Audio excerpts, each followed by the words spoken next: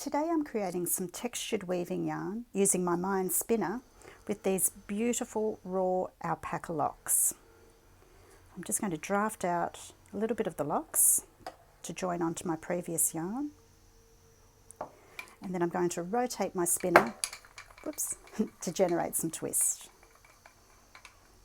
Just going to stop spinning and draft out a little bit more, and I'm just kind of creating the yarn as I go, working with the lovely texture in those raw locks. You can see the crimp in the locks. I don't want to lose all of that. I want to have some of that in my yarn, so I'm just working it really gently.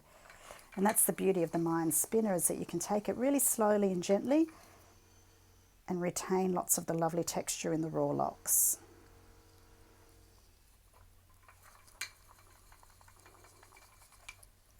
Now I'm just going to wind that yarn onto my spinner.